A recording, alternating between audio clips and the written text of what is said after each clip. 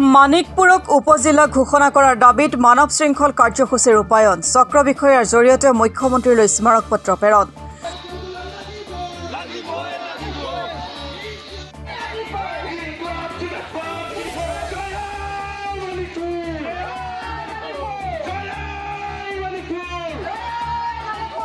सतीश पदगी डांगरिया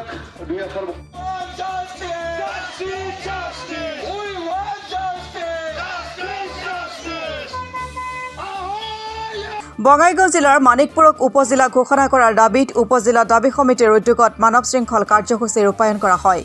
উল্লেখ্য যে পূৰ্বতে মানিকপুৰক উপজিলা হিচাপে অসম চৰকাৰে ঘোষণা কৰিছিল যদিও পৰৱৰ্তী সময়ত মানিকপুৰ উপজিলা কৰ্তন কৰে। মানিকপুৰ উপজিলাৰ নাম কৰ্তন হোৱাৰ পিছৰে পৰাই মানিকপুৰ উপজিলা দাবী সমিতিয়ে মানিকপুৰক উপজিলা হিচাপে ঘোষণা কৰিবলৈ বিভিন্ন মাধ্যমেৰে দাবী জনাই আহিছে। আজিও মানিকপুৰৰ ৰাজপথত মানিকপুৰক উপজিলা হিচাপে ঘোষণা কৰিবলৈ মানৱ শৃংখল কাৰ্যসূচী ৰূপায়ণ কৰে।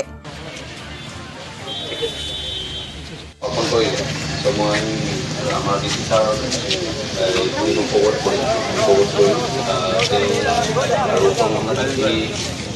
ল'বলগীয়া যাৱতীয় ব্যৱস্থা তেওঁলোকে গ্ৰহণ কৰিলে আপোনালোকলৈও মই শুভকামনা জ্ঞাপন কৰিলোঁ যাতে আপোনালোকৰ আৰু ধন্যবাদো জ্ঞাপন কৰিলোঁ যাতে আপোনালোকে যদিও কাৰ্যসূচীখন কৰিছে ইমান ধুনীয়াকৈ ন্যায়িকে আৰু কোনো ধৰণৰ বিঘিনি নজনোৱাকৈ কাৰ্যসূচীটো আগুৱাই লৈ যায় সেইটো কাৰণে আপোনালোকক ধন্যবাদ আৰু আগন্তুক দিনতো যদি তেনেকুৱা ধৰণৰ কিবা কাৰ্যসূচী কৰে মানে জনসাধাৰণৰ প্ৰতি দিগদাৰী তেনেকুৱা ধৰণতে যদি কৰে এনেকুৱা ধৰণৰ আন্দোলন মানে আমি মানে আপোনালোকক কথা দিওঁ যে কোনো ধৰণৰ দিগদাৰী নহয়। চ' সেয়েহে মই আমাৰ ফালৰ পৰা যিখিনি কৰণীয় থাকে আমি কৰি থাকিম আপোনালোকে সেইখিনি আশা দিলোঁ যে আমি ডিচি ছাৰক এই লেটাৰটো আপোনালোকৰ মেম'ৰেণ্ডামটো ফৰৱাৰ্ড কৰি পেলাই তেওঁলোকে যিখিনি যাৱতীয় ব্যৱস্থা থাকে তেওঁলোকে গ্ৰহণ কৰে। ধন্যবাদ। আজি কাৰ্যসূচীৰ জৰিয়তে মুখ্যমন্ত্ৰী ডক্টৰ হিমন্ত বিশ্ব শৰ্মাক 15 আগষ্টৰ পূৰ্বে মানিকপুৰক উপজিলা হিচাপে ঘোষণা কৰিবলৈ দাবী জনায়। মানৱ শৃংখল কাৰ্যসূচীৰ পিছত চক্ৰ বিষয়াৰ জৰিয়তে মুখ্যমন্ত্ৰীলৈ স্মাৰক পত্ৰ প্ৰেৰণ কৰে। আজি আমি প্ৰতিষ্ঠাপিত বা তথা ৰাইজ ওলাই আহি আই মাতৃসকল ওলাই আহি উপজিলা লাগে বুলি আজি মানৱ শৃংখল কাৰ্যসূচী লৈছে আৰু দেখিছোঁ যে আমি যোৱা 6-7 মাহ ধৰি আমি আন্দোলন কৰি আছোঁ মানিকপুৰক উপজিলা লাগে বুলি কাৰণ মানিকপুৰৰ মহকুমা আছিল মহকুমা মানিকপুৰক চৰকাৰে দিছিলে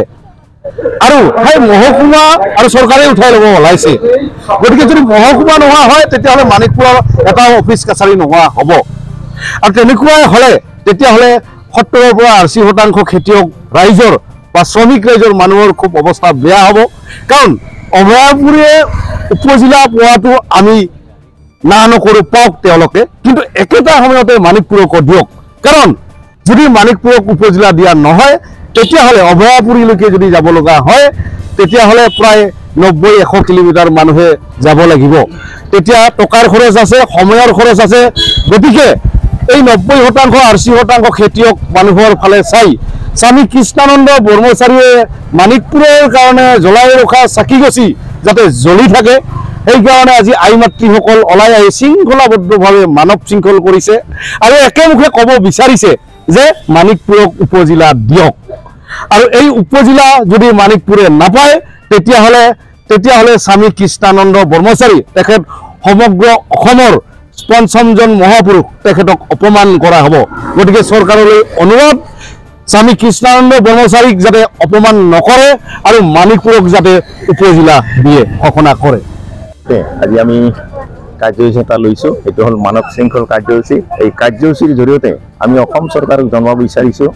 যাতে আমাৰ মানিকপুৰত উপজিলাটো হয় উপজিলাৰ কাৰণে আমাৰ যিখিনি ক্ৰাইটেৰিয়া আছে সেই গোটেইখিনি থকা সত্ত্বেও আমি কিয় নাপাম সেইকাৰণে আজি আমি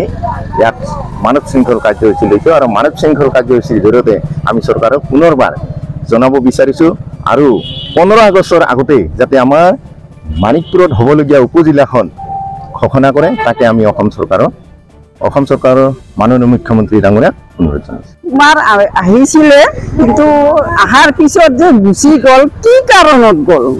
আমিতো ভাবিছিলোঁ আহিছে ভালে হ'ব আমাৰ মানিকপুৰত ভাল হ'ব খুব ভাল হ'ব কিন্তু অভয়পুৰীত যে দিছে আমিতো নাজানো কি কাৰণত গ'ল অভয়পুৰীত আমিতো অভয়পুৰী সমষ্টি সেই হ'ব নিদিওঁ মোৰ মতে হ'ব নিদিওঁ আমাৰ যেতিয়া নাই সিহঁতৰো নাই আৰু যদি সিহঁতৰ হয় তেনেহ'লে আমাৰো হ'ব লাগিব মই এইখিনিকে কৈ